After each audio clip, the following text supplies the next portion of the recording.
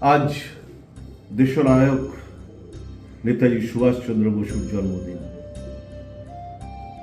দেশনায়ককে শ্রদ্ধা জানাতে আমার ছোট্ট নিবেদন, কবিতা নেতাজি শহরে। বীর মাতা প্রভাবতী দেবীর জঠরে জন্মেছিলে কটক শহরে। পিতা জানকীনাথ সরকারি উকিল, চাকরি সূত্রে তখন ছিলেন কটকে।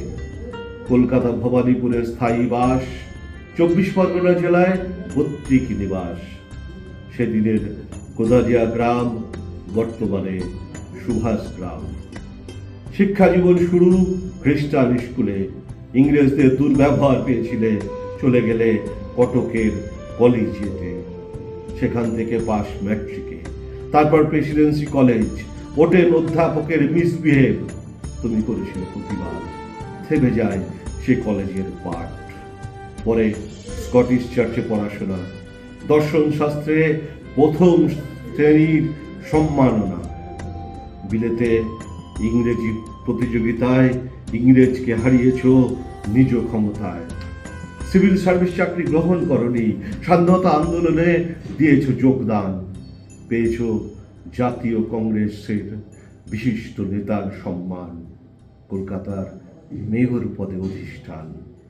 ফরওয়ার্ড ব্লক গঠন, জেলায় জেলায় দিন যাপন গড়লে আজাদহীন ফৌজ।